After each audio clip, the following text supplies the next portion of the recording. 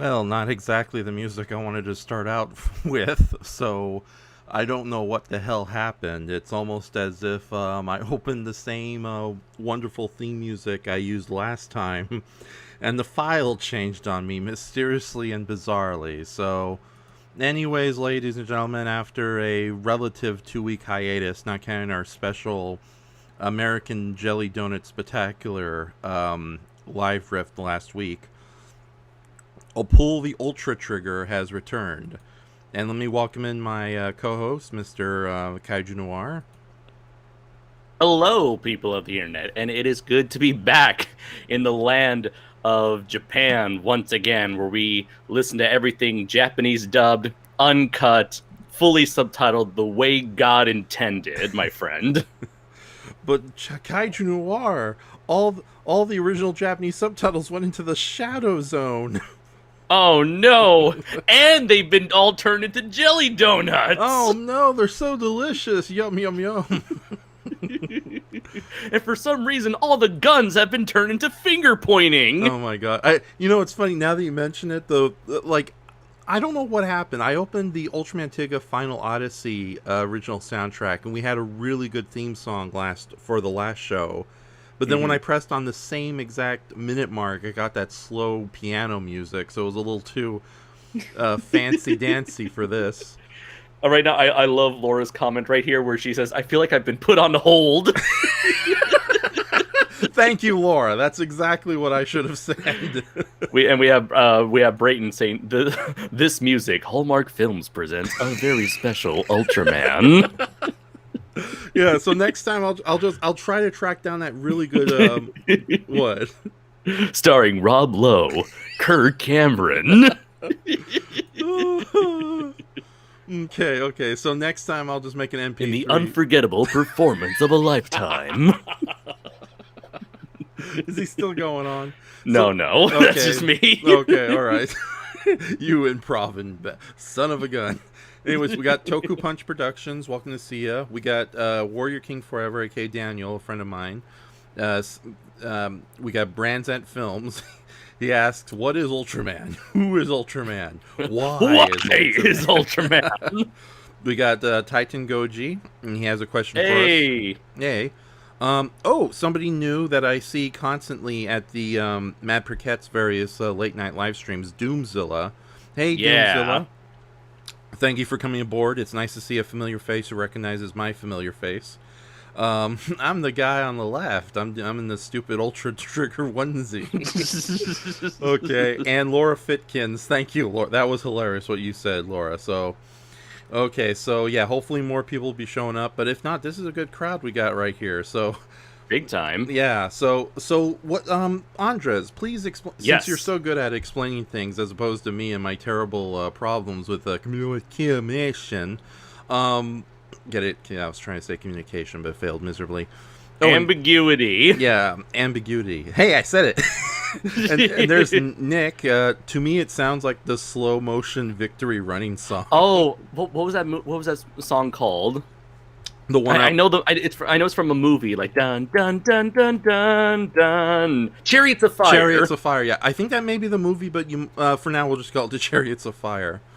Yeah, so. Honestly, I think that nobody remembers a goddamn thing from that movie except the theme song. Exactly. So, it's funny. Yes, I know the theme song. I don't even know what the movie is. All I know, runners and Victorian. I bet you most people don't even know the Chariots of Fire theme was from Chariots of Fire.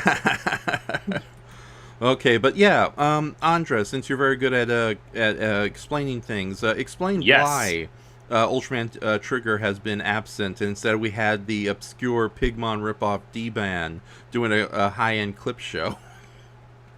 So this is a thing that happens from time to time with certain Japanese TV shows where they go on hiatus for a bit and they kind of fill up time by giving us a recap episode or just by filling up the block with some other program. And so because we did not have a new episode last week, we decided to put on a very special episode of Pull the Ultra Trigger in which we went back in time to 2002 and watched a couple episodes of the English broadcasted version of Ultraman Tiga from 1996, just to sort of have some nostalgia, because a few of us actually grew up on the American version of Ultraman Tiga, with a few of us watching this bastardized version for the very first time. It was fun, it was silly, it was nostalgic. Overall, it was a trip. Indeed, it was, and I do want to thank Brayton and Wynn for coming on board and sharing the misery alongside with us. In retrospect, though, how do you think the dub hold up? Because for me, it was a lot better than I was expecting, but then it kind of crapped itself proverbially. Whenever it's especially when it comes to the body odor. Yeah, jokes. Yeah, that recurring gag about the body odor. I don't know if it was just that selection of episodes where it was a coincidence, or if it was in every episode. But the bad breath, the body odor, that's the farts. That's the kind of humor. Note the lack of showers. Yeah, that's the kind of humor that pulls you completely out of the verisimilitude and seriousness of any fictional situation. So it's like, it was almost like a more extreme version of a Marvel movie. It's like, oh, we just saved the universe and lost a friend. Oh, dick joke. So, it was certainly very interesting, because, like, looking back, it certainly is a product of its time. Mm-hmm. This is an era where constant changes and edits to Japanese media were rampant in the 90s and early 2000s, especially when it came to the infamy that is for kids entertainment. And yeah, overall, it is indeed a for kids dub, in which you had a lot of rather talented voice actors who would go on to do a lot of work over their careers, but at the same time, it was due to the overall direction of, let's dumb things down to appeal to the most stupidest and brainless of children. Exactly. And in a way, just completely take out any and all dramatic weight to these original storylines and just put in the most childish humor imaginable, and at the same time trying to Americanize or Westernize things, because God forbid we expose our children to anything that isn't any culture that isn't American. But really, there's not. It was 2002. It's been almost, oh, holy shit, like, it's almost been 20 years since that dub. So you can't really get upset over a nearly 20-year-old product, because, it's much like Godzilla 98. What happened. All we could do is just move on, hope for the best, that this kind of mistake won't ever happen ever again. Yeah, tell me about it. So, but again, I do definitely have some nostalgia for. I definitely have nostalgia for kids Ultraman Tiga, because this was the thing that introduced me to the franchise. So nothing can ever take that away from me personally, and so I will always have fondness for that particular version of Ultraman. I cannot complain about that, what you just said, because it's like, as cheesy and as hard it is to revisit older seasons of Power Rangers, or Power Rangers in general, I still have very fuzzy memory, fluffy, fond memories. Thank you. Fond, fuzzy memories. I still wanted to say fuzzy. I'm sorry. Fuzzy, wuzzy, tingly, wingly feelings. No, I do have fond memories of that third season of Power Rangers and being introduced to this world of kaiju I didn't even know it could happen. It's like, you can have a giant gnome play accordion while fighting a giant robot? Yes, please. So yeah, indeed, that's sort of like the beauty of childhood memories. There's always sort of that level of innocence that no amount of cynicism could ever take away from you. Mm-hmm. And it's funny, because you should mention it, because we'll be getting to today's episode pretty soon, but it does with childhood memories, traumatic childhood memories. Oh no. Andres, would you like to do the tradition and read the description, or do you want me to post it in the private chat? Just post in the private chat, because I don't know where the description is. Okay, that's all right. So there you go. There's today's episode description. Deathdrago, who looks like what would happen if evildoer Godzilla got into a drunken late-night tango with the equally evil Moose from Invader Zim's room, returns to menace the world after a 5 years absence. No one is happy to see Deathdrago, especially Akito, whose birth parents were killed by the altered beast, which made sense because nobody who loves their parents should have theirs killed by giant monsters. Also, the Darkness Giant Darrgon gets a mighty face slap from Gut Select member. Oh, darn it! Hold on. I have no idea what any of that means. Hold on. I didn't realize StreamYard had now a limit. I'm alone. Goody. Okay. Also, the Darkness Giant Darrgon gets a mighty slap. Wait, I already read this. From Gut Select member Yuna. Wait, how the heck did she accomplish that feat? With a ladder, tune in to find out. Okay, so Brayton, you asked me earlier why I prefer doing the mute button on the microphone, and you just heard what happened, okay? I can't multitask, so from now on I'm doing this. Used to it. Okay. Yeah. That's I forgot that the bloody as much as I enjoy StreamYard, the free version that doesn't cost anything, I forget that there is a limit to how much text you can post. So, all right. And also we do have a little bit of some questions, so I'm just going to quickly go over those. Okay. Okay. The first one is from Shay Smithers. He asks of both of us, if possible, could you list your top 3 favorite Ultra shows? I will go first, and I'm not going to go into great detail, but I have not seen all the Ultraman shows, but currently my top favorites would be Ultra 7, the original, Ultraman Towards the Future, and Ultraman Gaia. I have definitely seen all 3 of them, and I've enjoyed them immensely. So, okay, and my number 3 would probably be Ultraman X, number 2 Ultraman Mebius, and number 1 Ultraman Tiga. Awesome. So, have you seen all episodes of all 3? Yes, I have, Okay. and that's mainly why they're up there. Okay. Okay. We got somebody new in the chat. S452. We've seen you before. He says, "Hi, glad to finally stay awake to see one of these live. Just in time of me beating the last 2 levels of Mass Effect 3 for the Mass Effect Legendary Edition remaster on insanity difficult." You madman! Yes. You insanity madman! Filled madman! Why would you pick? Why would you pick the? Never mind, I lost the joke. worst one. Oh wait, no, Yeah. Andromeda's out now. Oh no. Oh, Mass Effect, it can't get a break. So all your it's even if you succeed, all your characters are going to be doing horrible things on DeviantArt soon after. Okay, so looks like Warrior can ask, what did you guys think of the new monster Deathdrago? We will answer that at the end of the live stream because you haven't seen the episode yet. Right. Okay, and Doomzilla says Gaia is a fun one. Need to rewatch it. Yes, indeed. For anyone who has not seen Ultraman Gaia, it's currently completely free on Crunchyroll. Enjoy it before Wanderers Communications destroys it. Okay, so do you want to get right into the episode, or do you want to share anything before we start? Nope, let's get right into it. Let's go right into it. Okay, so ladies and gentlemen, if you see the description in the video, the top link is Ultraman Trigger episode number 5. I shared it with you in the private chat, Andres. Okay. Okay. All right, let me open it on my end. Okay. Let's... Hold on. Okay. All right, go into the beginning, making sure the... Okay, we got the good... Don't you love it that...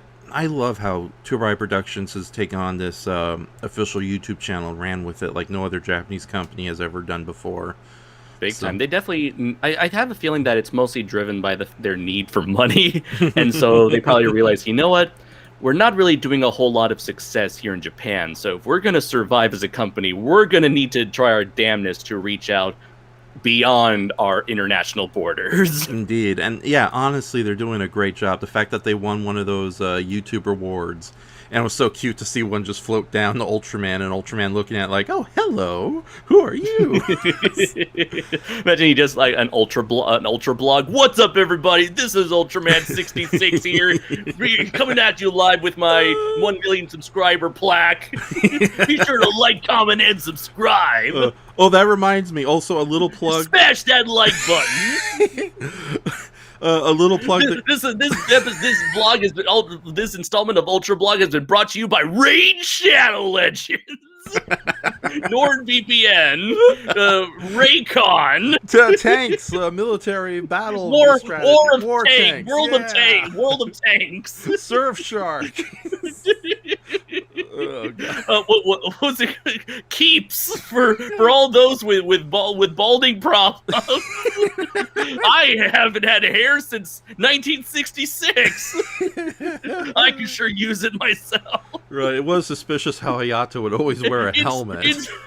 Insert the promo code ULTRA to get 50% off on all this shit. Hey there, Kaiju, having a hard time trying to wash your you-know-whats? Well, just ask for KaijuScape. Put the code Skydon is scared in the description and get 88% off. Yes, always. Indeed. So Warrior King says Tubai Productions channels rules. Hopes they continue to do well and keep the kaiju content coming. I've been watching Mirror Man on their channel too. Yes, indeed. And Doomzilla says I agree. So, yeah. All right. Although I gotta say, how sad is it that Tsuburaya's own YouTube channel has better subtitles for Gridman than the official Mill Creek Gridman release that just came out last week? Oh dear.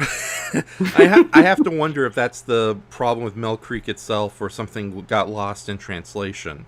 Pun intended. Shay says, geez, how long are you going to go on, Andres? Well, it depends. It depends on how long our sponsorship from Audible goes on, in which you can read The Life and Times of Ultraman and Tsuburaya. Read by Bolton Sajid. That means it's just 2 hours of that. Indeed. So, okay. So, are you on 00, Mr. Andre? Yes. Okay, awesome. Yes. Audience, like I said in the description, you'll see a promo code. No. In the description. Brayton says he just keeps going and going and going. The Energizer Draco Zool playing on marching drums. Okay, so in the description, the first link you'll see is Ultraman Trigger Episode 5. Just go and click on that and get to 00. Remember, there is closed captioning there.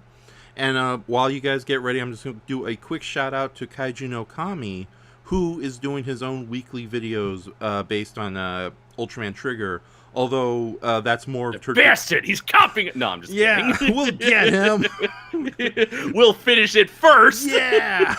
No. He does basic sitting on the couch with his friends reviewing the episodes as opposed to us in our live watches.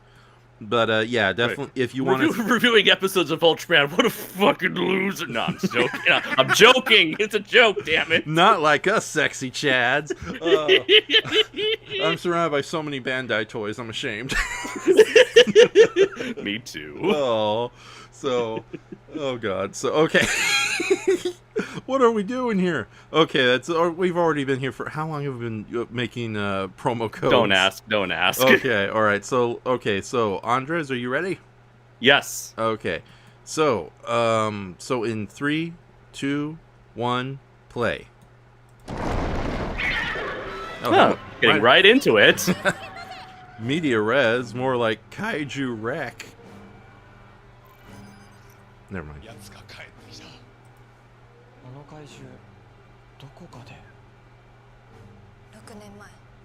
Oh, damn it, 6 years ago. I screwed up. How dare you, Ralph? Spooky. I like that how the eyes illuminate in that smoke. Yeah. I do love Kaiju with glowing eyes, but I kind of miss the old days when they would go out of their way to add blinking eyes. Do you think it's that? I think a few of the previous Ultraman shows used to do that, yeah. Like with Gomora. Yeah. And it just adds more life to the monsters. Like the first goal. Big time. Yeah, the first goal. I think like. Go on. I want to say. I want to say that some of Jacob Baker's suits could blink their eyes as well, and in some cases with like Notzilla, I think that was like CGI to make the eyes blink. But I definitely do like the addition of glowing eyes, and it always makes me think of stuff like the Gamera suits. Yeah, my only issue with it is when the monster dies. I wish they had a much more, like a basic dimmer to make it look a little more realistic, so to speak, for when the monsters die. Because in the old This is Ultraman, Raph. There's I know. nothing realistic about this shit. I know, but just a little bit of detail goes a long way. It's like the old Gamera films when the kaiju dies. You can literally hear the effects artist off camera just turning the switch off. Did you see that fan art of the one alien character that we just saw that I sent you a couple weeks back? Yes, that is very adorable. I'll try to post it before the show's over, so everyone on the screen can see it.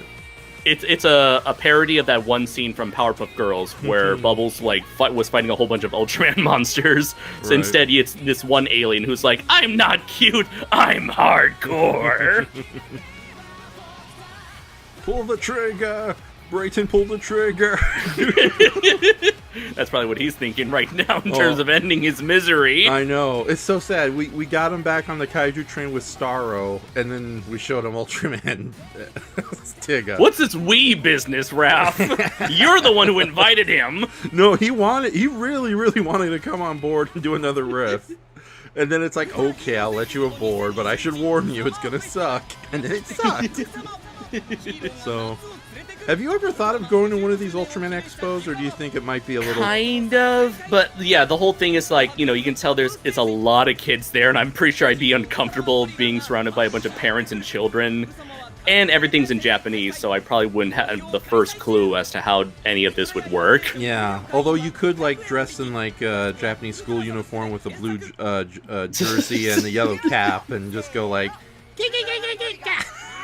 That's what Ultraman says. Oh boy, a Blu-ray box. I can only imagine how ridiculously overpriced this thing will be. Yeah. Thank goodness we're getting affordable Ultraman DVD sets, but I also fear that we might not see, certain series, especially the recent Ultraman Taiga. You're right. Taiga hasn't appeared on DVD or Blu-ray by Mill Creek yet. Yeah, and only one episode aired on no episodes aired on the Tuburai Productions channel. Right. It only really Ultraman X was like I think Ultraman X was their first attempt at doing a week by week simulcast with Crunchyroll, and then Z was the first time they did this with YouTube. Yeah, and in the time between X and Z, I could be wrong. Maybe I'm missing another series. Maybe Rebu was also given the Crunchyroll treatment. But in any case, I feel like in the time between X and Z, they were experimenting with how to go about distributing Ultraman to the West.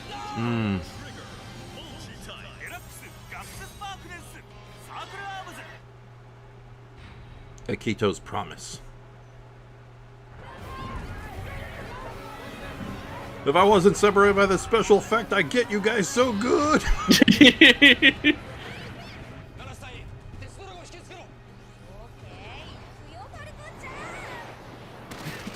Makuros! Makuros! Soon my warrior, Deathdrago, will destroy those miserable humans and capture their proto-culture. Says I, Chiron 5. Behold my giant champagne glass.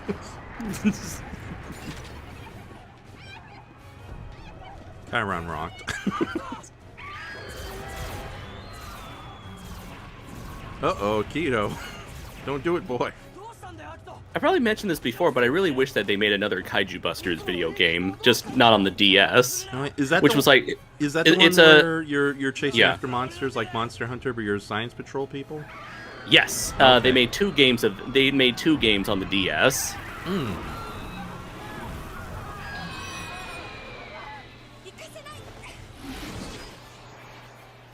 Has this jet grown on you at all, or is it still a little too... Oh, no, yeah, it's definitely grown on me. I just mostly like the, what do you call it? The, more simple... I guess the appeal of seeing, seeing these humans actually incorporate mechs and actually being effective against monsters to a degree without Ultraman. It gives the human characters more to do besides just shooting... guns on the ground floor. Shut up, damn it! Just let us have this transformation for once. Go a change! Ultra Galaxy! Galaxy! Magic Fancy Pants! Super Belt! Go!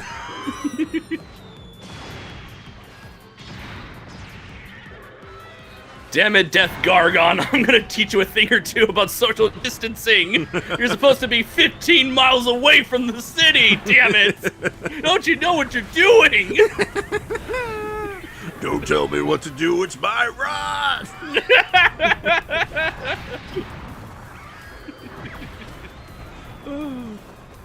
You're lucky we're running low on vaccines. Oh no! This is all because now there's only one way to take care of you.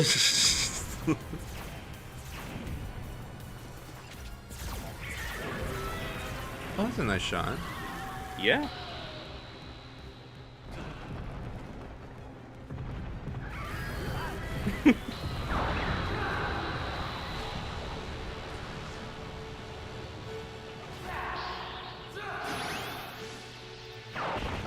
Time to vaccinate your face!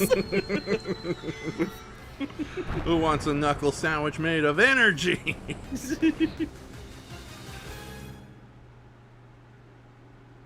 Uh-oh. He's like, wow, I didn't know I was that effective.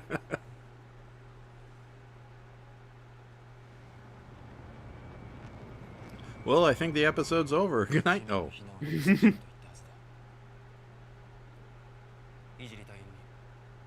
Damn it, Hijiri, you're a loose cannon. I don't appreciate your methods. But I appreciate your results. Now get out, you're fired.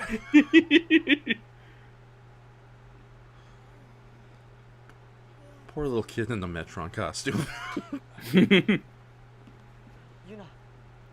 Akito はどうしてあの怪獣をそこまで Akito's parents were killed by that monster. Now I'm gonna kill his parents! My... You know, it's a flashback, so. わかる確かガッツウィング怪獣の出 Yeah, that's the Valkyrie. I mean, the Gutswing. ニュースで見た表向きはね作ったのは静ま財団 Oh, wait, no, that's the original Gutswing. Yeah. お父様 So apparently this was in this world or continuity. Deathdrago was the first monster to ever appear, Oh. at least in modern times.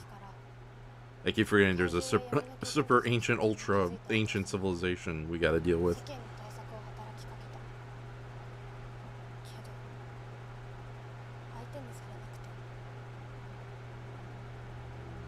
アキトのご両親は科学者で数少ない理解者だった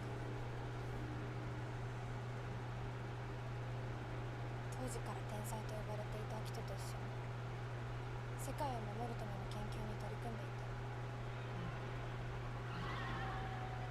たでもあの怪獣に Oh, no, they really did kill his parents. Oh my god. I mean, not that it's a bad motivation, it's just been done to death. I know you could almost make like a, what is it, a clip show video of just every child who's screaming for their parents after a kaiju just killed them. My parents are dead. Batman looks around to find his parents, but they are still dead. 大丈夫かなアキト心配ない Like, I'm sure this is like some effective storytelling for a kid, for like I don't know, a 6-year-old kid who's watching Ultraman for the first time and hasn't been exposed to this cliche. It's like, that's the thing when it comes to tropes, where it's like, as an adult, you have been exposed to these particular storytelling devices over and over again, so Yeah. it doesn't impact you as much as it would for this show's target audience. So it's like, I try to keep that in mind these days, where I try not to criticize something for being overly cliche, Yeah. because what may be formulated for you might be someone else's first-time experience. Yeah, there's also, with that says, there's also the issue of who can execute it well and who can't execute it well. Right. Because there's so many stories in fiction to think that we can create something 100% original is ludicrous. So there's a big, like, what is it? Like, somebody brought up a good point. It's like there's no bad ideas, just bad execution. Consider how, like, Taskmaster in the Black Widow movie was screwed over. Meanwhile, Polka Dot Man was like one of the best things of Suicide Squad. Right. So, how come every Kaiju and Ultraman character looks so good in video game form? Because they're not restricted to the limitations of suit acting. Oh yeah. They're not bound. They're not bound by the physical world. Yeah. Like, Gudis made an appearance in, like, one of these video games recently, and he actually looked a lot better, as opposed to, you can tell they can barely move that giant suit around. Oh wow, they actually sell the stage shows on DVD? But I think we might have talked about this last time. Oh yeah, they even Tuberai Productions sometimes uploads entire live shows. So I wonder if it'll be as good as Cats 98. Oh no. Completely ruined with terrible editing. And wait a minute. This event already passed. Oh no. Oh, maybe it's coming out to DVD. Okay, it's like it says July 22nd, but it's already August 21st. Oh no. This advertising's a month old. We've been lied to. They lied to me. They lied to me when I had nothing left. Andres, I don't know who to believe in anymore. Andres, put the flamethrower down. No. They lied to us. Don't forget to use your promo code for free flamethrower gasoline at I'mGonnaBurnShit.com. Okay, we got some serious character drama going on. Hold on. Oh. Never mind. No serious character drama. 白いバラの花言葉は約束。何をわけのわからないこと。 It's a trope, a cliche, man. みたいに余計なことは考える。俺をかばう必要なんてないから。あいつは必ず倒す。そのためなら俺は。 I don't need your help. Not like I like you or anything, Baka. それでいいの。アキトは何のためにガッツセレクトにいるの？ Akito, you're acting like a real tsundere. That's not true. And don't call me the Palm Tiger ever again. Get that reference, anime fans. I don't. That's okay. I'll explain it later, little man. Sorry.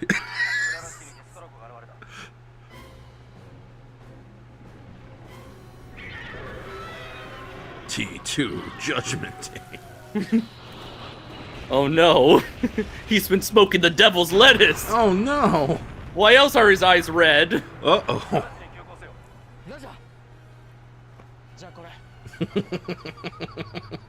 Take it whether you like it or not. No, not after you mentioned that the creators of Kamen Rider Forze was behind this series. It's like, yeah, I'm seeing a lot of Forze style, like a well-meaning, lighthearted character drama. So. Mm-hmm.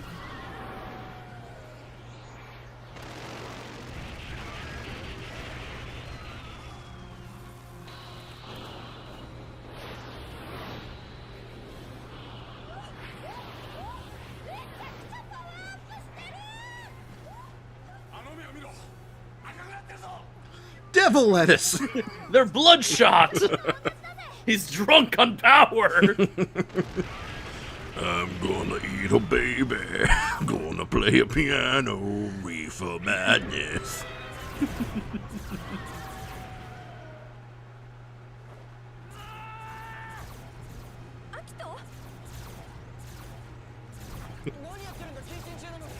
Yeah, I'm starting to notice there's like I just realized now that there's like almost zero extras on these sets, like no civilians running around. Yeah, of course, you know, we know the real reason for that. Yeah, happening. pandemic and all that social distancing. Yeah, although we did get some, at least a small crowd at the beginning, so it's not like certain Ultraman or Kaiju shows, or even Super Sentai, where even when there was no pandemic, you know they couldn't afford extras, so you end up with like it's like Ultraman the Ultimate Hero, where yeah, the monsters attacking the city, but surprisingly quiet and empty. So. We had an evacuation 2 hours prior. 大事は僕がしかし忘れたのユナとの約束を分かった怪獣は任せたケンゴユナは任せた Breakton was here, I'd know he would say, "Stop talking and kiss her already."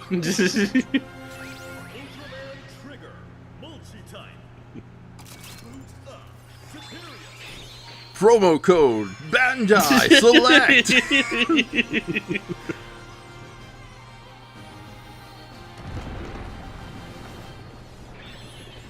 Look at all that gold on him that doesn't appear in the figure at all. But Andres, gold paint is expensive.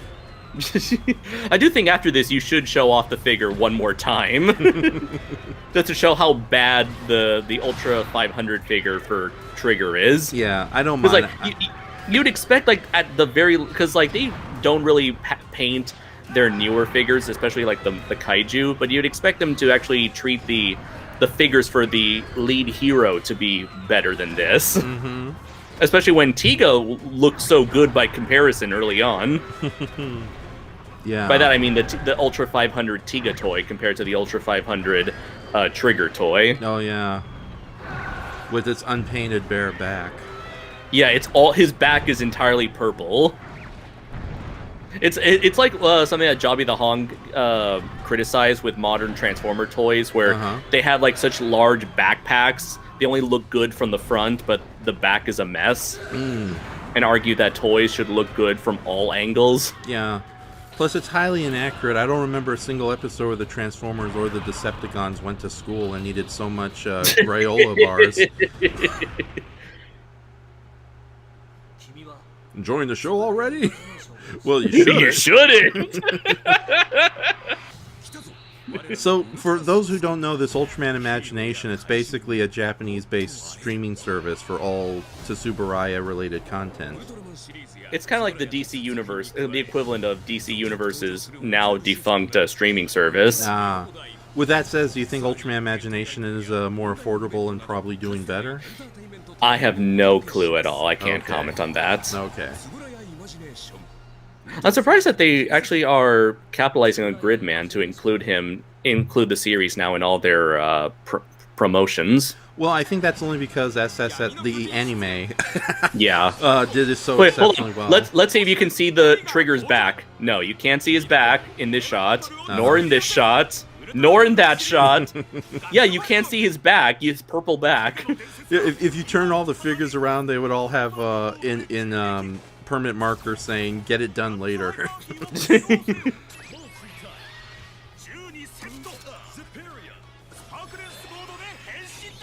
To those in the audience who asked the question, we don't think Superior means anything. It could just be a Japanese play on the word superior. Right. Although that would have been a better name for like Ultraman Z, given the whole Z deal. Oh yeah. みんなを笑顔にしたいウルトラマントリガーニュージェネレーションティガ毎週土曜朝9時 I have noticed that the main three villains, barely do anything in the last two this episode and the last one. Well, she's being currently chased by Darrgon. Oh yeah, they're after her because she's become like a somewhat of a pseudo MacGuffin. Yeah. I do like this composite shot. Oh yeah. Oh, is this the first time he's gone small? Hi. Wait for me. I can't see through this mask. It's hard to go downstairs. When I was like 7 years old, I went as the Blob to a local Halloween festival with my family. And yeah, it was really hard to manage stairs with basically a heavy ghost costume on you. Because it was basically the green blob covered in crystals.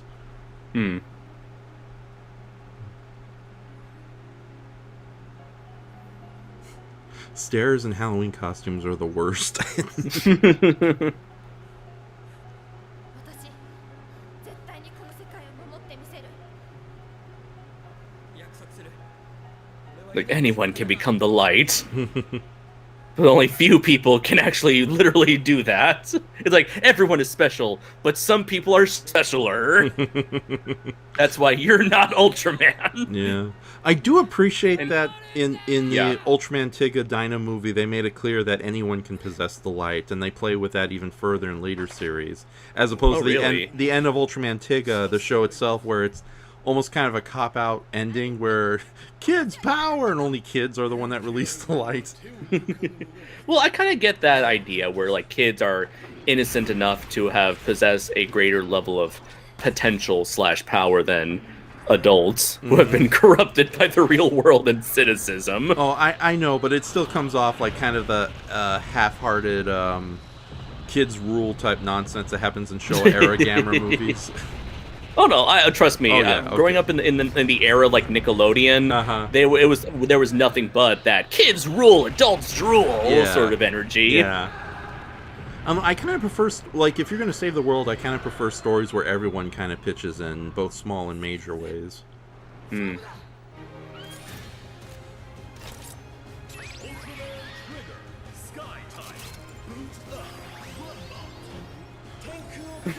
You're just making shit up at this point. No, I'm not! Blah, blah, blah, blah, blah, do. Goober smoochums.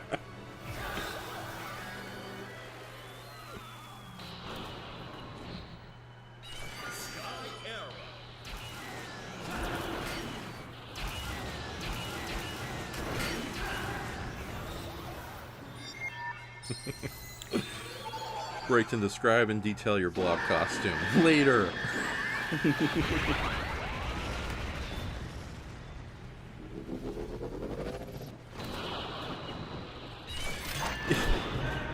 If you love laser spamming, Ultraman is like better porn than Heisei Godzilla.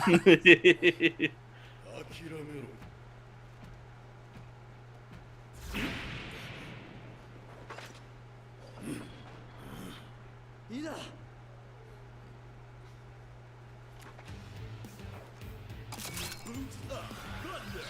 Oh wow, it's at Eleking. Mm-hmm. Nice.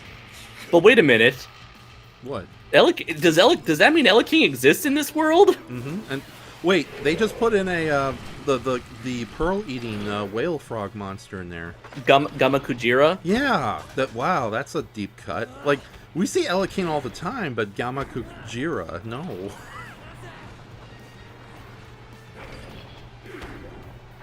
You know, of all the three Dark Giants, I think Dargon's probably my favorite. It's like the best update of the original Daram. Probably, yeah. Yeah. Step into a Slim Jim, little man.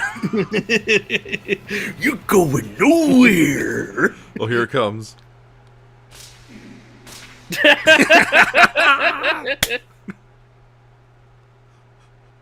But why?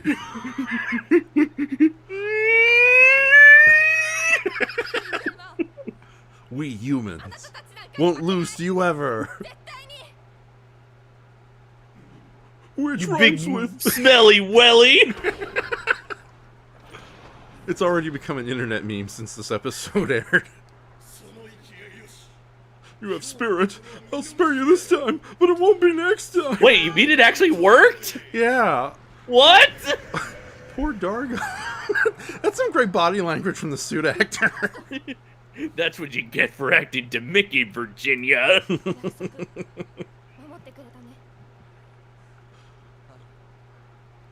でも遅い Warrior King says, "This hand of mine is burning red. It tells me to defeat you. Erupting, burning Yuna slap." Nice. S45 says, "Mecha bitch slap." and Doomzilla is like, "Really? That worked?" And Tokupunk says, "Bitch slap, boy."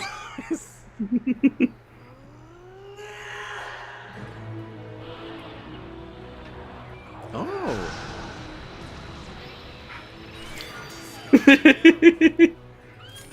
For a minute there, I thought he was going to do the Shining Finger sword.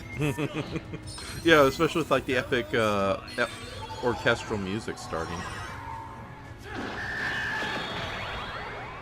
Da-dun, da-dun, da-dun, da-dun, da-dun. Tell the devil Gundam I'll see him soon. Dun, dun, dun, dun, dun, dun, dun. Wow, bro, you really took that one out. I'm Chinese. Are you trying to do Saisaishi? Yeah. I'm not good at playing little kids. We'll get Breaking in here next time. Actually, no. I know Win could do a really good Saisaishi impression. Oh, nice. Meanwhile, back in Disappointment Town. All around me are familiar places, worn out faces. Is this what the humans call love? To be human, to love like the human.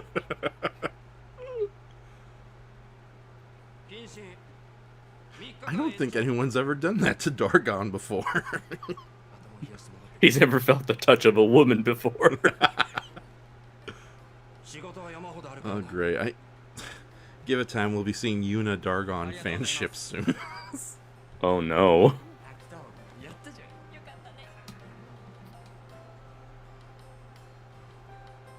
Still not as disturbing as the mud fight from episode 1. That is true.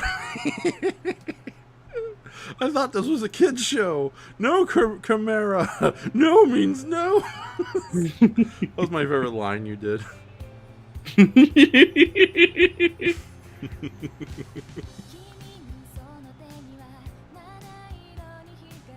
Like, remember everyone, sexual assault is not okay at all. Yeah.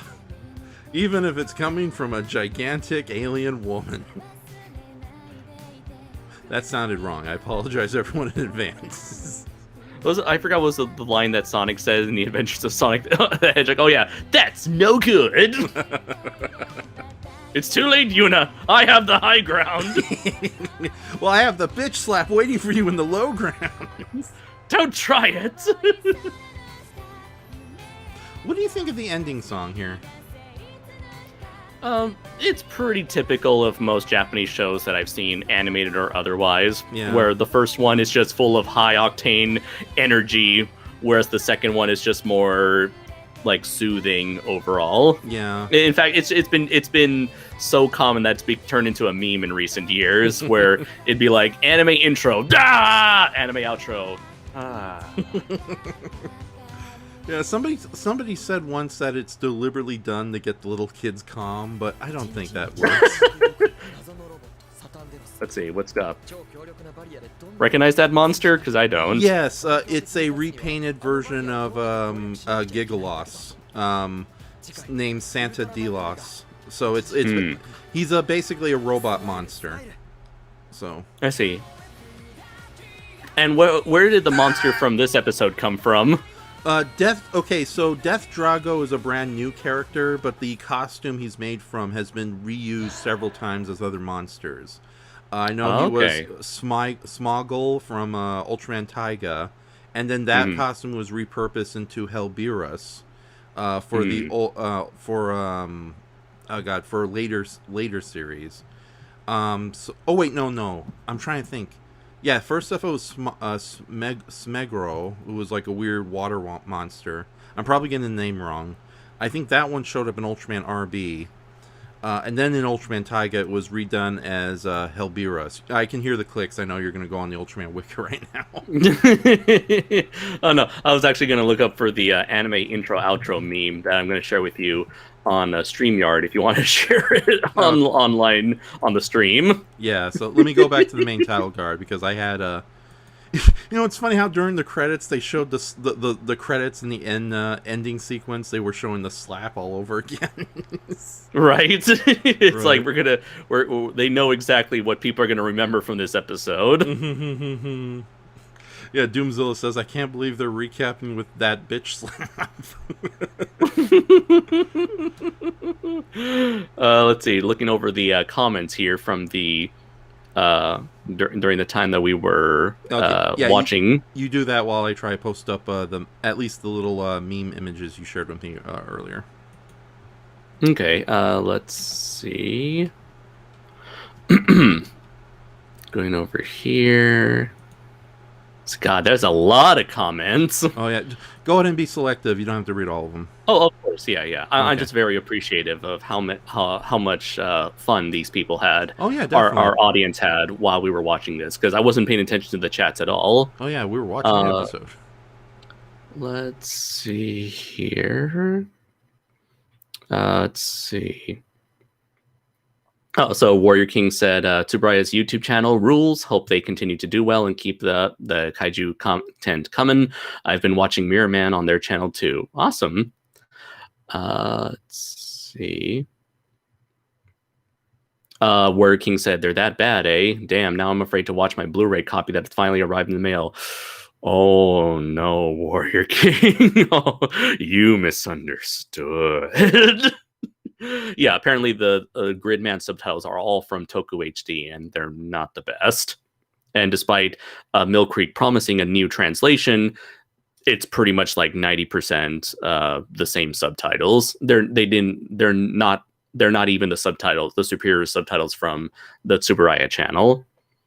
Let's see.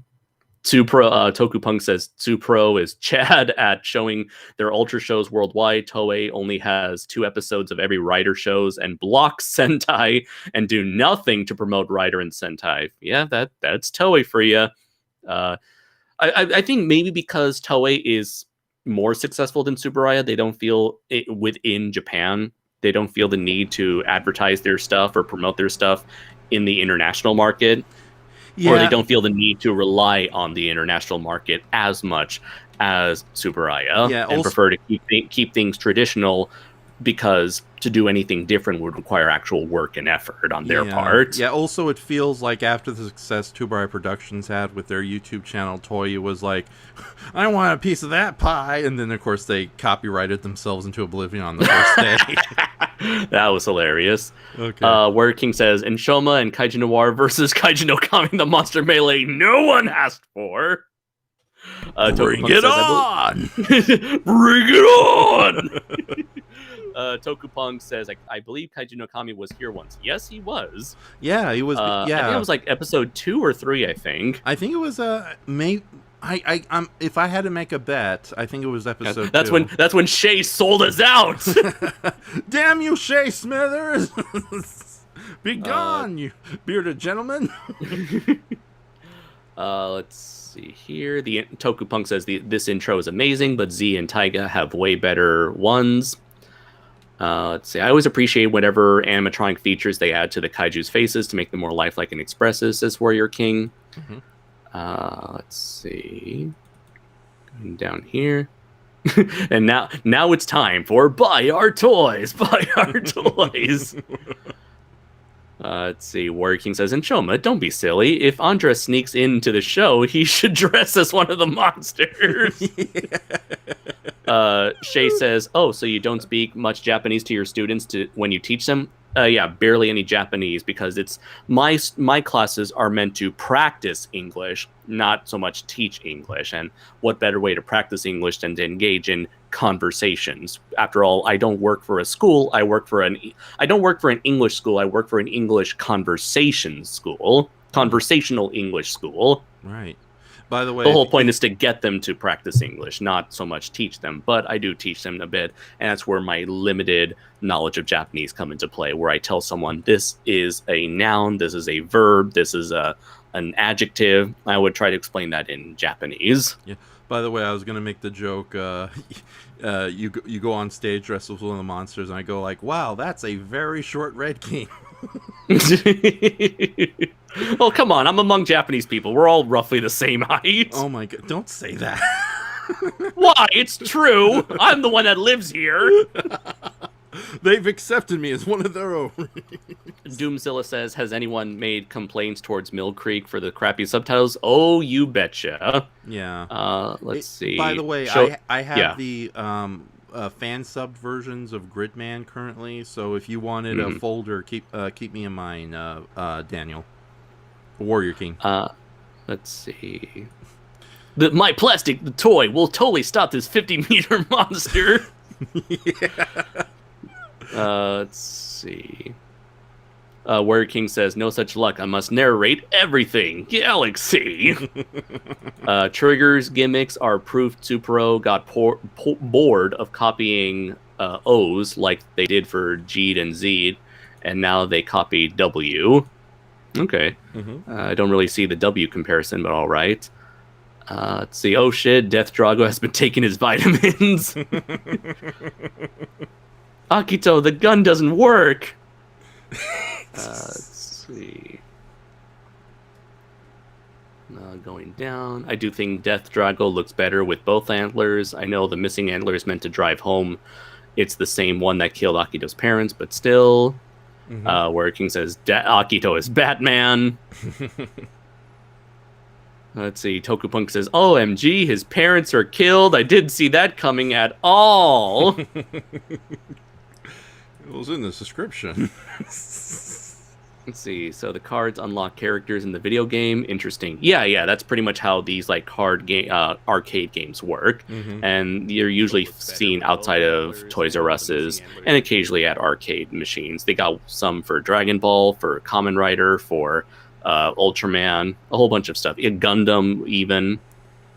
Let's see. Now we return to angst. Warrior King says Akito brooding alone in his fancy mansion with no one to keep him company but his gadgets and faithful butler. Yep, he's Batman. Brain is mocking you by quoting you saying, we got some serious character drama going on.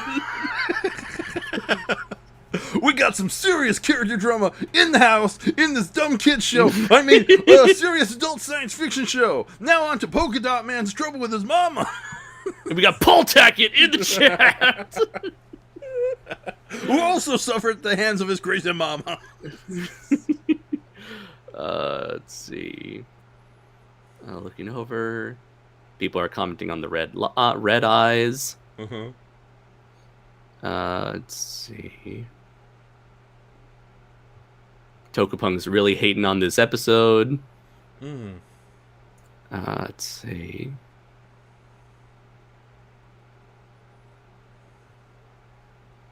We have Shay wondering if you're going to do a Tim Curry impression. Not tonight. I have a headache.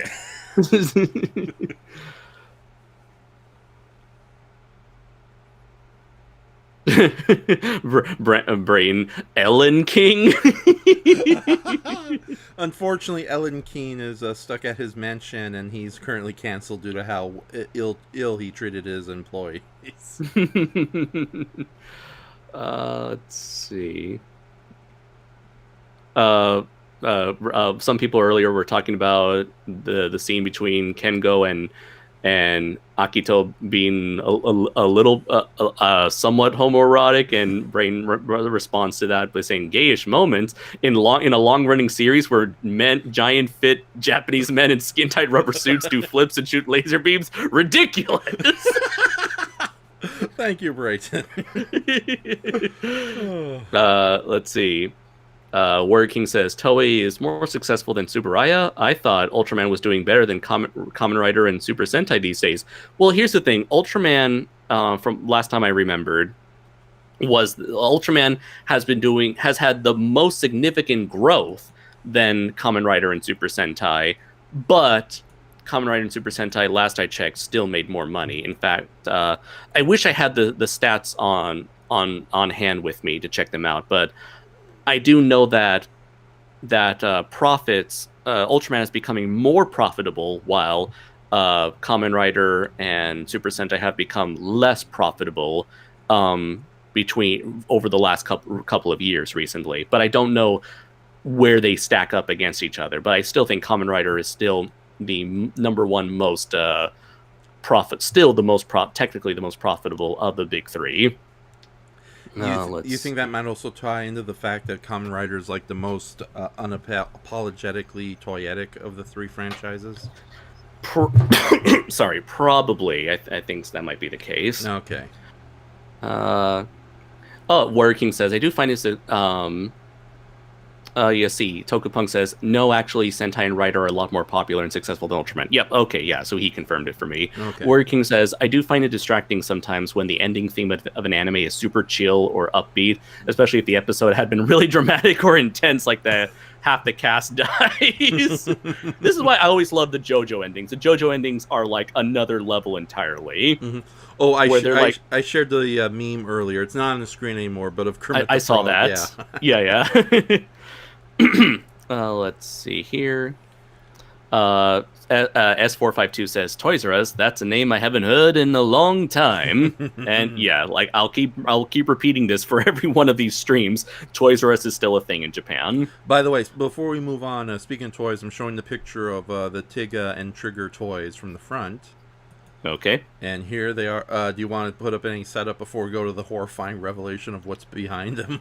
Well, I will say that you can already tell that there's a lot, even on the front, even with their focus on the front, there's still a huge lack of silver on the toy overall. Yeah. No, not silver. There's a huge lack of gold on the toy overall, which is weird given that the gold is the only thing that really helps the Trigger stand apart from classic Tiga. And now here's the terrifying reveal. Yeah, so right now, while you and I are talking, that's when the image is just showing up right here, and yeah, you can see the lack of gold on the wrists. Let's see here. And I think the head, yeah. Well, maybe there's some gold on the head, maybe. Yeah, on screen, by the way, it shows the behinders. Right.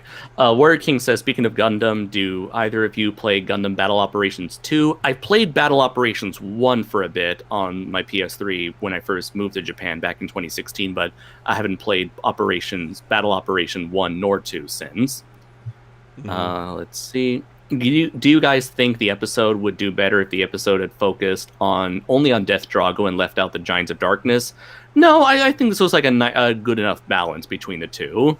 Yeah, and not only that, but it's like unlike Kamen Rider, that seems to just half-heartedly put in Monsters of the Week without any real reason. It's very much like anime that has a villain that acts as a MacGuffin, but it's really more about the heroes bickering amongst each other. I think Ultraman and to a lesser extent Super Sentai can kind of get away with having a main group of villains send the monsters out.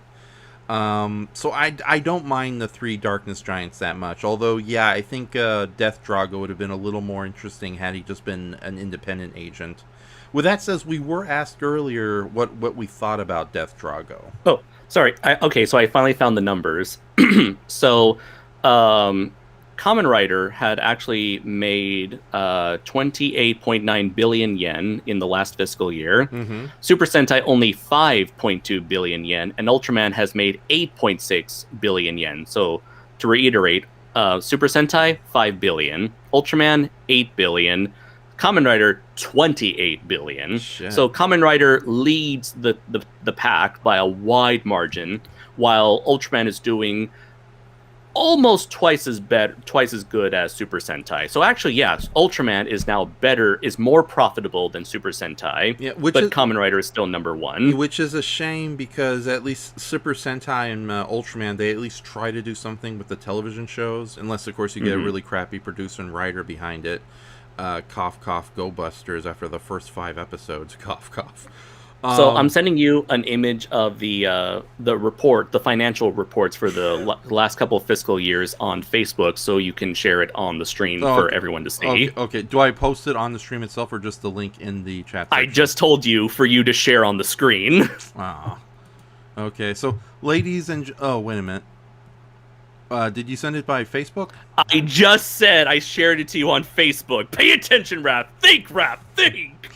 Where's the mute button of the show I control? There we go. So, ladies and gentlemen, we're going to be doing financial reports related to Ultraman from this point on. I hope you all enjoy. Okay, hold on. I think that's enough timeout for Andres. Okay, there you go. You're back, Andres. So Tokupunk replied to the figure Ultra 500 figure saying Chad Tiga paint versus the Virgin Trigger paint. Doomzilla calls it half-assed paint. Literally, get it? I thought you had the drum sound effect for moments like this. I'm not in the mood. I have a headache. Okay, I do, but nah, I best not.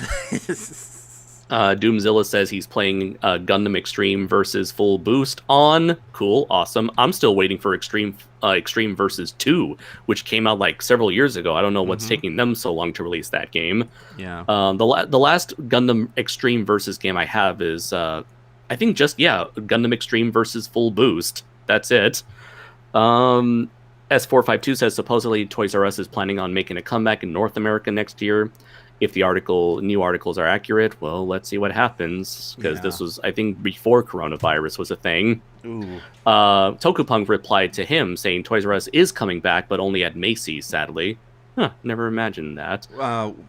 With that says, who can imagine what's going to happen to Macy's already established toy department? I forgot they had a toy department. You're all fired. Get out. Tokupunk says, "Oh, you don't like Go Busters? Go Busters is in my top 3 old Sentai series." Oh, quick question, quick answer to Kaiju no Kami. Anyways, I think you mistitled your stream since this is episode 5 and not 6. No, this is episode 6. Episode 5 was when we did a commentary on a select few episodes of 4Kids version of Ultraman Tiga, since there was no new episode last week. Yeah, so this is the 6th episode of our series, not the 6th episode of Trigger. Exactly. So, yeah. By the way, welcome to the stream, Kaiju no Kami. Yeah. And also, we're challenging you to a death battle. Slap to the face. Let's see. Warrior King Forever says, "Oh no, Kaiju Noir is secretly Omni-Man."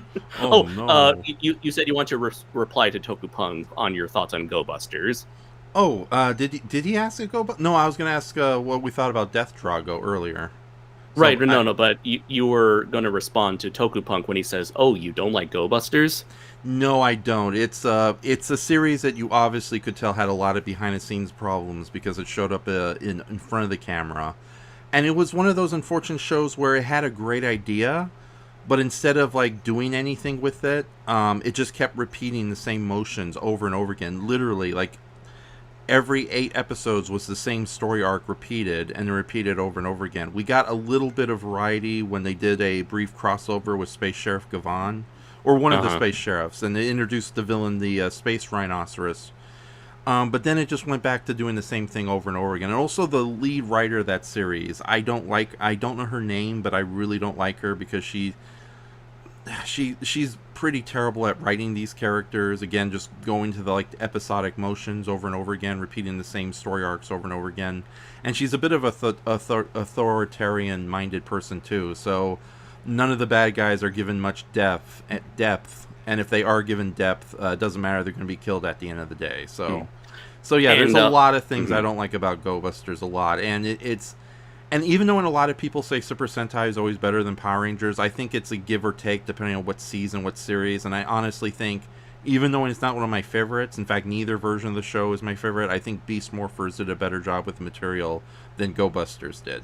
So. Okay, because you just answered Warrior King's question, whether or not the Power Ranger adaptation was better or worse. Oh no, it's better, but there's way better seasons of Power Rangers than Beast Morphers. But I will take Beast Morphers over the beginning of the Neo Saban era any day, and it was way more focused and way more ambitious than what we got with Ninja Steel. That just felt like, okay, we're kind of cleaning up the house while we're redecorating it. So yeah. Let's see. So Kaiju no Kami says, "I agree about Go Busters repeating the same thing over and over again." Exactly. And Tokupunk says, "Fair enough, I understand." Brain comes in. "Wait, there's a difference between Super Sentai and Power Rangers?" Yeah, one has more giant robots and the other one, I don't know. One has New Zealand accents occasionally, the other is all Japanese. Yeah, ironically, though, it's the New Zealanders who only speak Japanese, and it's the Japanese people who only speak New Zealand. Kaiju no Kami says, RPM and SPD are better than their Sentai versions, though Deca Ranger is top-notch. Yeah, I don't know. I personally don't like Deca Ranger, but yeah, SPD is definitely one of my favorites. And I do think RPM is better than Goanger, but Goanger in its own right is fun enough where you can kind of respect it. So, it's funny. I can't think of much. There's like very few Super Sentai Power Ranger series where I enjoy them equally. I think the only one that comes up to mind instantly is Kaku Ranger and Power Ranger Season 3. Like, Kaku Ranger is a very fun series. It's basically ninjas versus yokai with a bit of Adam West Batman thrown into the mix. Whereas the third season of Power Rangers, it's what came before, but it's an improved formula. Like, they finally got the recipe just right. And I did appreciate that they actually tried doing better than average stories and just the typical Monster of the Week stuff. Like the 3-part where Kimberly has a proper farewell, as opposed to like, oh, they're going to the peace conference. Bye, guys. Okay.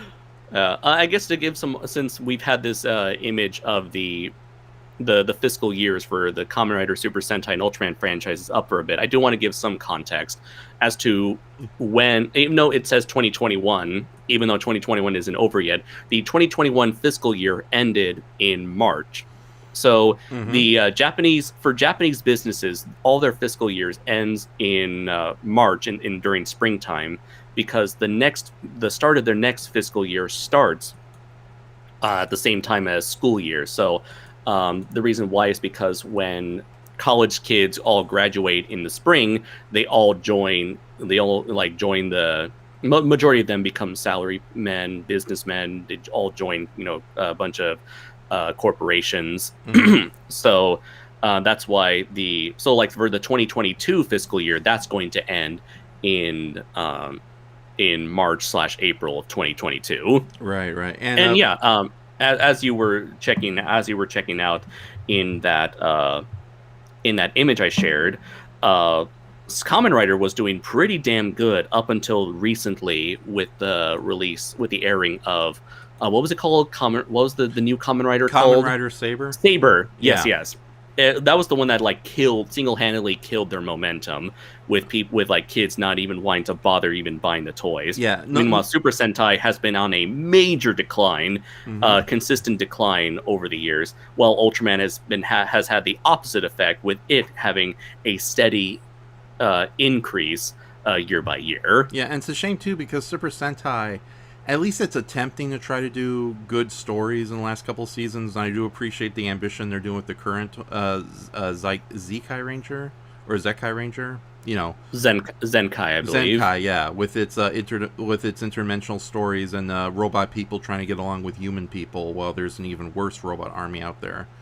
But it's a shame because I think after a couple of pretty ho-hum series, Go Busters again, it's a shame. It's like, I would not mind if Super Sentai took like a good 2 or 3 year break, or at least give it a 1 year break, and it doesn't need to be a new season every year. Try and telling that to Toei. Yeah. But meanwhile, Kamen Rider, a Kamen Rider series is bad because Kamen Rider fans are like anime fans. They'll go out of their way to defend. They'll go out of their way to defend anything that's the new hot topic, no matter how horrible the current hot trend is. So for them to like instantly abandon Saber after 1 or 2 episodes really shows a lot, like how bad that series is. I remember our good buddy Matt Burkett. He dropped off of Kamen Rider around Kamen Rider W and O's when he realized just how much more toyetic everything was going. Oh, yeah. So he was like, why is it now that people have an issue with with Saber when this has been the problem ever for the last 10 years of Kamen Rider? Oh, yeah. And that's another thing I don't appreciate about Kamen Rider. Like, there was a time where the villains actually mattered, but now it's like, again, I think reflecting the toyetic marketing, like, unless the villain has a Kamen Rider secondary form or it's a rival Kamen Rider, the monsters don't matter, the larger conflict doesn't matter. Oh yeah, it's all about Rider versus Rider, much like with Power Rangers with Ranger versus Evil Rangers. Yeah, but even then the Power Ranger shows and Super Sentai shows at least know to still have fun with the monsters and the side villains. And don't completely ignore them either. So, speaking of villains, Kaiju no Kami asked a question. By the way, what is up with all these Toku villains losing all their threat level by getting slapped by the main female? I think it's just sort of like a weird way for writers to make the female characters feel relevant. without having to make them superheroes themselves. In a sort of backhanded way, I should say. Or maybe it's just like a very weird way. It's just like, oh, men punch, women slap, and maybe it's that sort of like, not stereotype, but that sort of cliche that maybe they think it's funny for a woman to slap the main villain. I think, what was it? I remember Dragon Ball. You had like Chi-Chi slapping Majin Buu in the face before she was turned into a piece of candy and eaten by him. Yeah, I hate to say it. Like you were saying about cliches, I think that's one thing we can't really escape from. Like in American I hate to say it, a lot of tokusatsu is as poorly written as American sitcoms. Mm-hmm. So yeah, a lot of like, oh, it's the evil mother-in-law, that kind of trope, and you still see that in like how many episodes in both sitcoms and Super Sentai where a really stupid relative or aunt shows up and completely ruins the day, whether it's no, it's Aunt Susie. She's not only going to ruin the barbecue, but she's going to keep me from defeating the terrible interdimensional invaders of the Nigerians. And the proms tomorrow. So yeah, I think there's still that level. But with that says, that was still seeing Dargon at the bottom of the ocean, reconsidering his life and possibly his sexual preference. That was great. I love that. So, did I just lose my virginity? Sorry, I had to. So, I didn't have to, but I did. So, wait, hold on. Wait, where is it? Oh, Andres, do you want to make a quick joke before we continue? No. You sure? Sure. Okay. Fuck you. That hurt. Okay, that one hurt. I didn't realize how loud Good. Huh? Good. Yeah. Let's see. And lastly, there was that question early on asking for our opinion on this week's monster. It's all right. Yeah, he's serviceable, and I do like the idea of the antlers giving electricity, but I think there's been way cooler monsters, and to be honest, considering that this costume was previously Helbira, so much better looking horned monster with a similar power set, yeah, it's kind of a shame. I get the sad feeling this is going to be like Baragon back in the original Ultraman show. Every time we see this costume, it's going to become less and less impressive of a monster until it's just a guy walking around in a giant rectangle rubber suit with eyes. Yep. Let's see. Working says Dargon is gonna ask Yuna out on a date the next episode. I bet you they're gonna do like a redemption arc for Dargon for the rest of the series. I honestly don't. It's gonna turn out that it's gonna turn out that the big strong henchman was a big softy all along. Well, you kind of see a little bit of that in past episodes. He has his own code of honor, and he's not as nefarious or as obsessed with evil as his coworkers are. Remember that one? And then he's going to end up sacrificing himself because ugly monsters don't deserve to live. We'll see. This is the Forze team working on Ultraman, so anything could happen. All right. Yeah, and they're trying to go more positive this season. Yeah, and with that says, I one of the things I miss greatly about the post Zordon era Power Rangers was the sheer variety of depth they gave to the villains, and some of the villains actually ending up becoming good guys at the end. Mm-hmm. And I would not mind seeing that with Dargon, because he is probably my favorite of the three giants, and it's just I see him and I get like Ecliptor Matombo vibes from Power Rangers in Space and Power Rangers Mystic Force. So yeah, you're right. The big strong guy is secretly a big strong softie. So. Let's see. We also have Laura coming in with a reference to a conversation we had last night when we were watching the last Ava movie. Let's see. Is it? No, I'll ask you later. Sure. Let's see. The box monster sounds fitting for that Metal Gear Solid. What? What box monster? The box monster sounds fitting for that Metal Gear Solid. I don't know. Sorry, S45. Did we mention a box monster? Oh, yeah. Probably with Deathdrago's costume getting worse and worse. Okay. Eventually looking like just a big rubber. Like I was thinking more like a Gumby monster with like googly eyes. But yeah, something on the same level of a 1970s Saturday Night Live sketch. So. Let's see. Tokupunk says, I believe there was even a leak where he became good. Who's leaking Ultraman stories? I don't know. A really pissed off Deathdrago.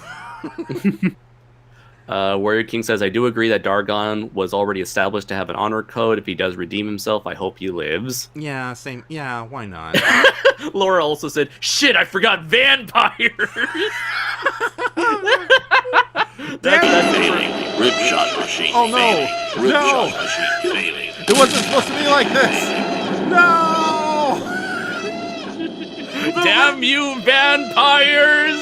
You broke the rim shot machine. You fool! You've messed with the natural order! To be fair, I had it timed at the wrong place. I was supposed to go into the full rim shot, so...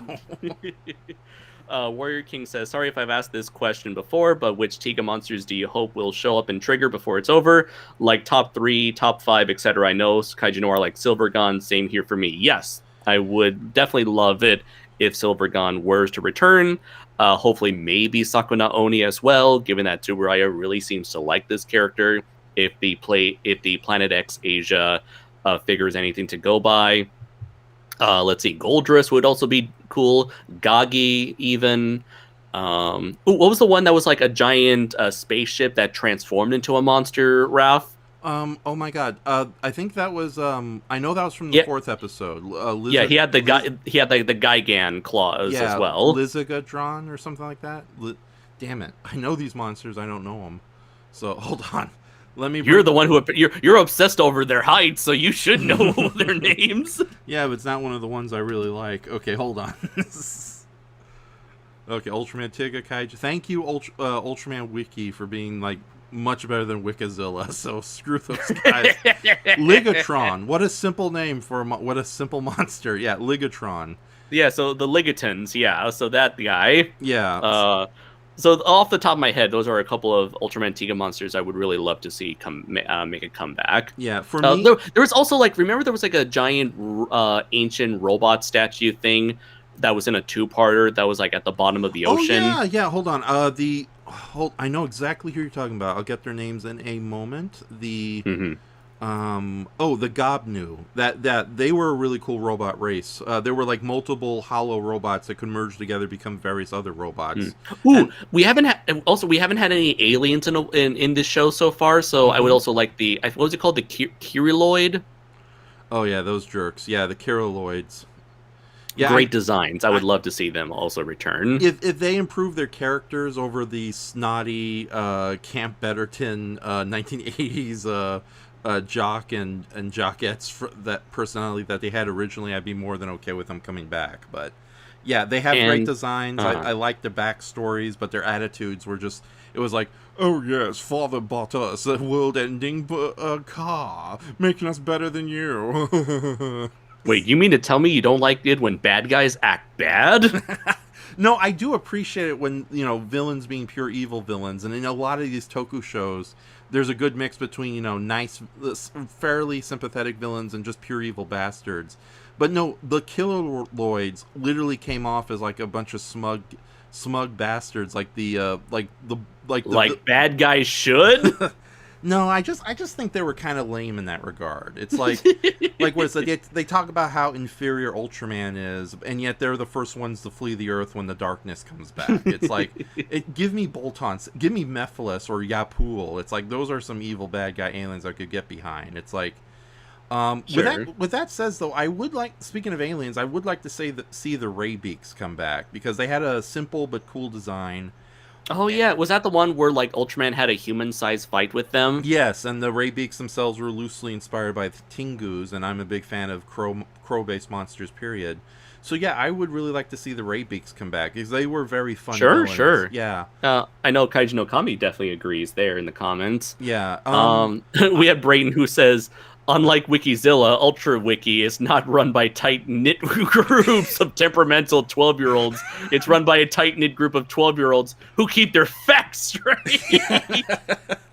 Oh, this is going to be used against me in the future, I know it. Okay, as far as monsters from Tiga, I would love to see come back, which I don't think is going to be happening because, that means a lot of new costumes and that's going to cost money. But in a perfect world, I'd like to see Baizamo come back, because that's one of the few intelligent kaiju in fiction who's also just weird and disgusting. Like, basically, put the Blob and the Thing together and give it an evil personality, and yeah, it's a great villain. As far as just pure fun villains go, ones who I cannot see being redeemed, but I definitely don't see being pure evil. I would like to see Charija return. That weird alien who posed as like a Charlie Chaplin-like guy who was looking for monsters to sell. Oh, wait, wasn't that the monster from the anniversary episode? Yes. Okay, with Yagi, I think that's the name of that monster, the lake monster. Yeah, the one based on Bemular. Right. Okay. And I think I would love to see Gatanazoa, but I think he's so integral to Tiga, I'm not sure if they'll ever want to bring him back. Well, that's the sad thing about Gaton Thora. Gatanazoa. Katanazola.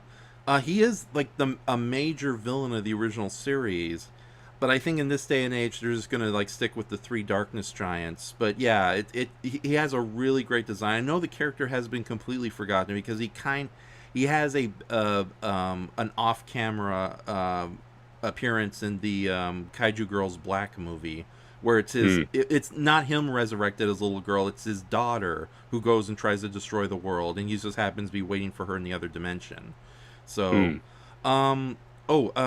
we had Sakuna Oni. I love that character, but I don't know. I brought him up early on. Yeah. I don't know how likely it's going to be if they bring him back.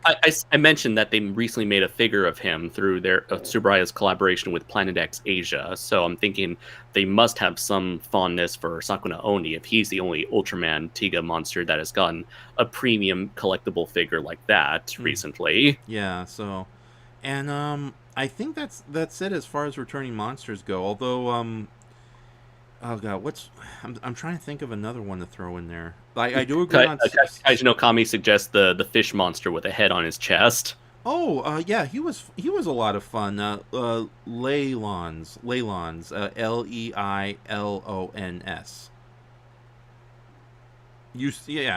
That's how it's spelled. Yeah, Leons. He was technically a mutant fish that was turned back to normal by Tiga at the end. But yeah, no, he was a lot of fun. Like another funny villain that I wouldn't mind seeing come back.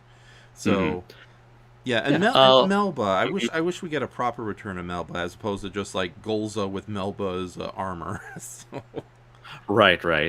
Warrior King Forever says, I think there's room in fiction for both pure evil villains and morally ambiguous / redeemable antagonists as well, but I do find it annoying when modern writers / studios try to turn great villains into a crappy good guy. Oh yeah, the whole Steven Universe deal of where everyone is redeemable without ever having to suffer any consequences or for their past actions. Yeah, and if you are going to redeem them, at least spend a couple more episodes than just 1 or 2 heel turns. I think it's even worse in comic book fiction where you do have like these really great villains, and then it's like it gets annoying when all these villains have sympathetic backgrounds. Again, I do agree. A mix of like pure evil and not so evil villains are really cool, as opposed to every villain basically being one or the same.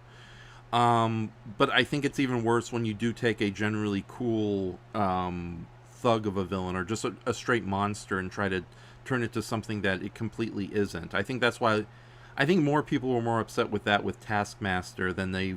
Despite them screaming about the sex change and, making the character sympathetic. Because, yeah, I don't know. Marvel is... But then again, we're not going to get into detail about it. We're going to get out of the conversation about villains. But I will say this. Marvel has always had a villain problem, and it's been going on for a long time, way before your precious X-Men cartoon premiered, kiddies. So Laura also, I guess to change the topic, Laura also says, Raph, when you say ray beams, your B sounds like a P, puts a weird, unfortunate spin on Ultraman monster powers. Oh, let's not dwell on it. You said you wanted to change the subject. Yeah. So. Let's see. Any last well, I guess we'll give a little bit of time for any final questions before we wrap things up. Yeah, because we've been going on for more than 90 minutes here. Yeah, I guess as we wait for the final questions, I guess overall, I thought it was a decent episode for Ultraman Trigger episode 5. Yeah. The monsters wasn't exactly that spectacular, story sort of, my parents are dead, been there, done that. But overall, I think it was a serviceable episode that did what it needed to do to entertain its target audience. Yeah, I think the real strength of the episode is it gave more light to Akito, because I hate to say, I know Akito is supposed to be the tsundere. By the way, that was a reference to, I forget the name of the anime earlier when I said Palm Tiger, but there's an anime about a very short, fiery girl and a very tall dude, and she's called the Palm Tiger because she's a tiger who can fit in your hands. That's sort of a nickname everyone gives her. So I know it's on Netflix, but I can't think of the series off the top of my head. So, whatever. Why do I watch romantic anime? Because we're all hopeless romantics at the end of the day. That is true. So, Yuna and Darrgon forever. Okay, enough of that. Okay. No. As far as giving Akito, is it Agito or Akito? Akito. Akito. Yeah. Sorry about that, everyone.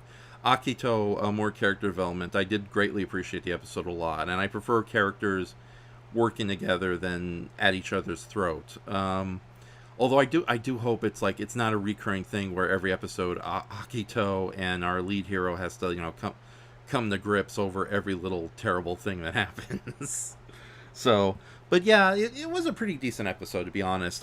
It's far from great, but I would say it did enough. I was entertained, and that's all I need. That's the bare minimum. If people in the chat are saying that it's boring, I can see why, but I don't know. Again, maybe it's because I'm just fooling around with you, Raph. Maybe just doing this whole stream deal with you made it more enjoyable for me. Mm-hmm.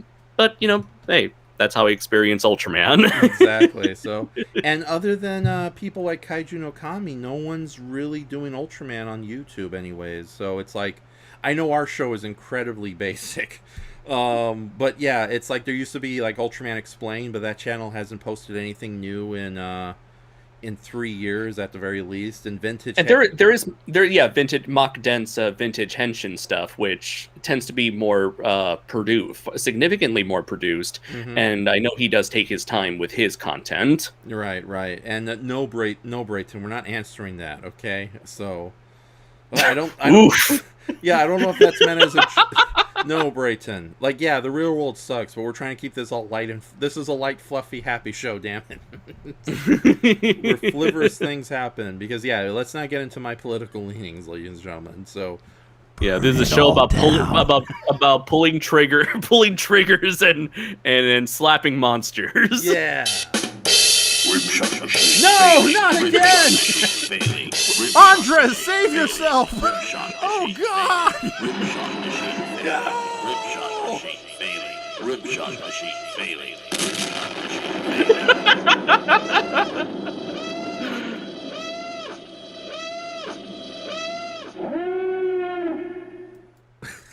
You think Lucasfilm will come after us for the use of their sound effects? Bring it on! I'm ready. Let's see. Are you finished so we can answer these questions and go home? Yeah, let's finish this turd. Okay. What Tiga Kaijus do you guys not want in Trigger to come back? I have none. I know you certainly have a bone to pick with a lot of Tiga monsters. Okay, to be honest, I have come to appreciate a lot of the Tiga monsters, and I do like them. I just, again, overuse of the same skin textures and design elements. Like, how many monsters have rocky skin, especially when they're not related to one another? And the whole thing about the costumes being ridiculously small compared to the Short Ultraman. Kaiju have no reason to live. Damn right. That's a purely aesthetic thing that I can completely ignore. But to be honest, though, I wouldn't mind seeing any of the more obscure Ultraman Tiga monsters come back. With the that's not the question. Yeah, with the big exception, and this is where I'm coming, any alien that isn't Raybeak. Because the vast majority of the aliens in Ultraman Tiga were really boring. Like, yeah, they might have like cool looking designs, but all their dialogue, personality, and story beats were I am an evil alien from another planet who thinks he's much superior to you humans, and hence I am here to destroy you.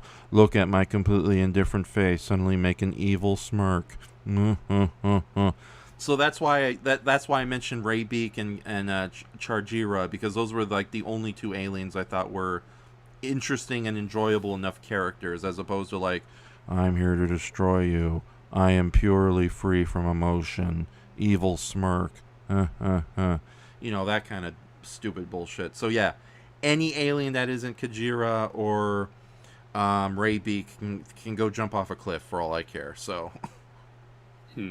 Warrior King asked, how would you have changed the episode to make it less cliche while still keeping the concept of Akito holding a grudge against said monster? Deathdrago kills everyone's parents. Yes, we need to make it more cliche. Exactly. When Deathdrago appears, the head of Godzilla has to say, "Everyone, put your trauma in check." And they all have mascara running from their eyes. It'll be so cliche it'll come come around to being original again. Exactly. But in all seriousness, I think maybe having Akito's parents not die, but maybe like immediately retire. Maybe they become so injured that they could never fight, participate in Gut Select ever again. So maybe Akito really wants, grew up seeing his parents kind of live with the regret of not finishing the job and him wanting to finish said job, to finish what they started.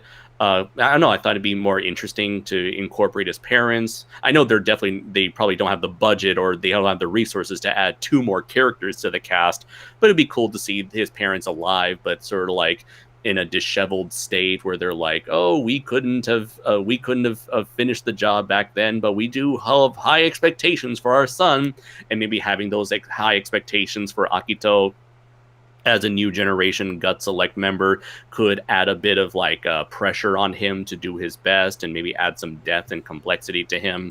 But obviously I feel like with the way this show was written, they're trying to cram a whole lot of drama into what I feel is like 20%, 25% of the show, and then just 75% action, pure action. Yeah, no, I fully agree with you there.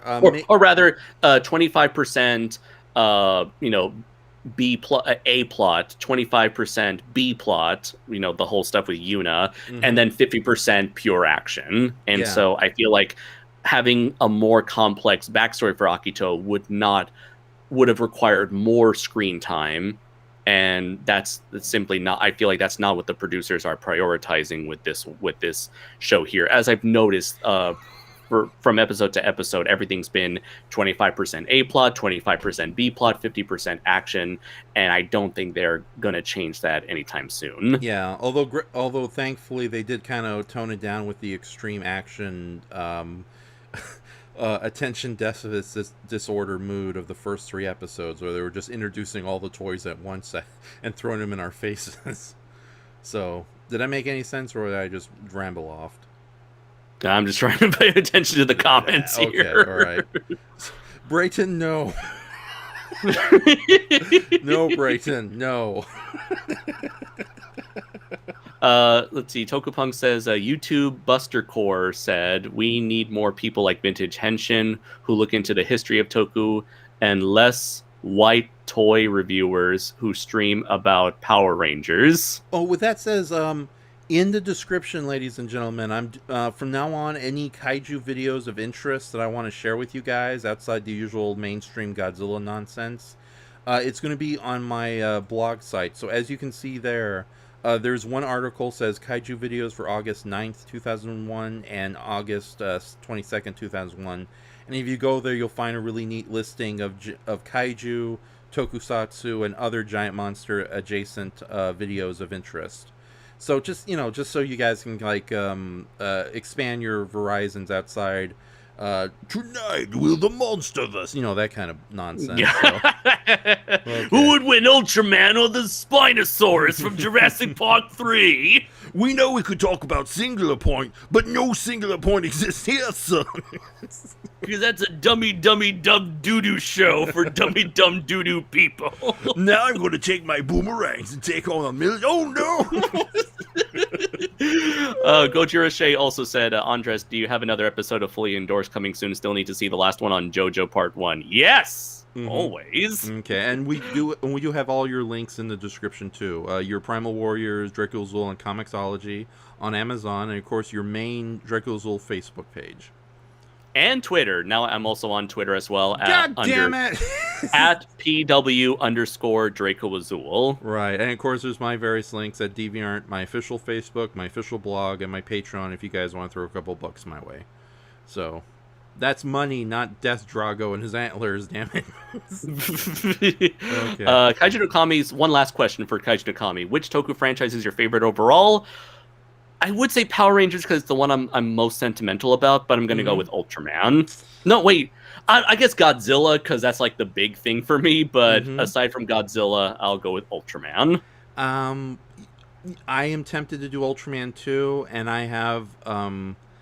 and not picking particular series that don't fit in franchises. If I had to pick one or another, I think it would definitely be Godzilla, and if not, Kaiju in general. So the Toho Kaiju legacy, I think, is the best way to describe, because I do love the movies outside Godzilla. You know, like Rodan and Battle in Outer Space, and, you know, all those various films as well. And Warrior King says, Twitter is the mouth of madness, Andres. Be careful. Don't worry. I'm using Twitter solely to promote Draco Azul and nothing else. No opinions. No. What was it called? Like no speaking my thoughts on anything. It's just here's my comic. Here's my books. Check it out. Right. So nothing more. Nothing less. Okay. It's pure nothing. It's not a personal account. It's solely a pseudo business account, I guess you can call it. So for I just mainly use it to, you know, again, promote Draco Azul and any works that I have made. Not YouTube stuff, just purely the more comics and book stuff that I'm doing. Okay. And whatever, you know, anything regarding that these particular creative ventures. Okay, so with that says, other than Laura's little question, we'll get her in the chat after we're done talking here. I think we should wrap it up here, because other than Brayton's mocking questions, I don't want to answer them. Okay. So. Kaiju no Kami says, "What's your Twitter? I'll be sure to follow." Thank you very much, Kaiju no Kami. Like I mentioned before, it is at PW_Draco Azul. Okay. Anything else you want to plug before we call it a night? Nope. That's pretty much it. Okay, ladies and gentlemen, so we will be back. We're going to try to do Friday for the next episode of Pull the Ultra Trigger. If you don't see us Friday, know that we're on Sundays. So, that's it, ladies and gentlemen. I usually play music to get us out, but I think we'll just end it right here. So, all right, then. Okay, thank you very much, Kaiju Noir, for joining us, and we'll see you all guys next week. Shwatch! Yeah, Eye Slugger. Cut monster. Boom. Okay.